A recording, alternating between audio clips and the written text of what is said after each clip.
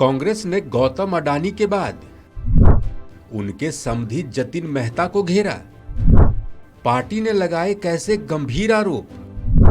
क्या है 20,000 करोड़ की सच्चाई। ये तथाकथित तौर से उन शेल कंपनियों में पैसा डाल रही हैं जिनके थ्रू अडानी के पास पैसा आ रहा है। जो सवाल हम पूछ रहे हैं और जो सवाल देश पूछ रहा है, 20,000 करोड़ किसके हैं? यह 20,000 करोड़ बेनामी पैसा है जो शेल कंपनीज के माध्यम से अडानी समूह में आया है और इन शेल कंपनीज का मालिकाना हक मोंटेरोसा समूह के पास है। जतिन मेहता और मोंटेरोसा के लिंक है आपस में।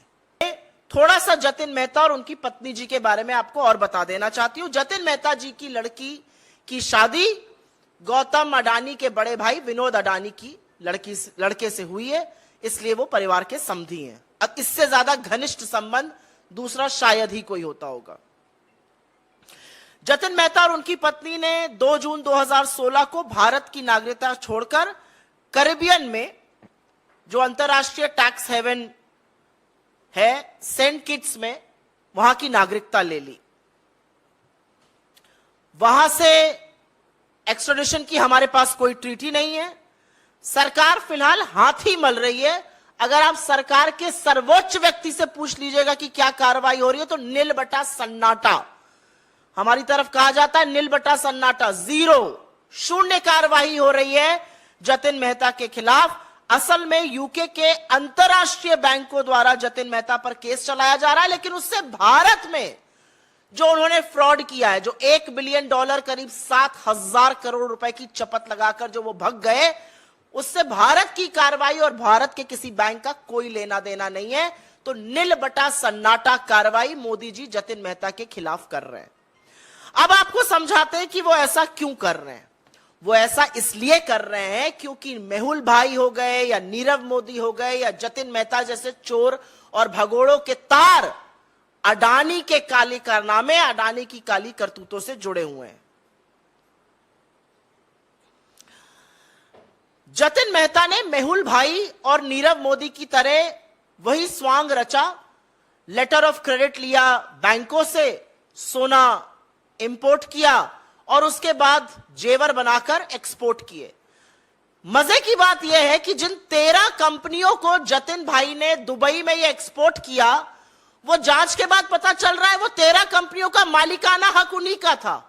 वो एक्चुअल उन्हीं की कंपनियां थी, उनको उन्होंने एक्सपोर्ट किया और उसके बाद वो पैसा डुबा दिया गया।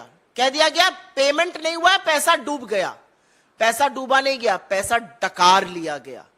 $1 बिलियन भारतीय बैंकों के, भारतीय करदाताओं के, भारत की सरजमी के $1 बिलियन 7,000 करोड़ रुपए पूरी तरह से डकार लिए गए, ये स्वांग रच के कि हम एक्सपोर्ट कर रहे हैं। 13 कंपनियां उन्हीं की थी, उनको एक्सपोर्ट कर रहे थे। तो सबसे बड़ा मामला ये मनी स्विंडलिंग का बनता है, लेकिन ईडी भगवान जाने कहां है, समझ ही में नहीं आता किसकी तफ्तीश कर रही है, पता नहीं किस विपक्ष के पीछे पड़ी हुई है। मोंटेरोसा नाम का एक कंपनियों का समूह है, ये शेल ग्रुप्स की मालिक है, मॉरिशस स्थित है मोंटेरोसा। इसका जिक्र तमाम रिपोर्ट्स में भी हुआ है। इसकी बखिया भी काफी अब खुल रही है, कलई खुलती जा रही है। मोंटेरोसा समूह की जो कंपनियां हैं, ये तथाकथित तौर से उन शेल कंपनियों में पैसा डाल रही हैं जिनके थ्रू अडानी के पास पैसा आ रहा है।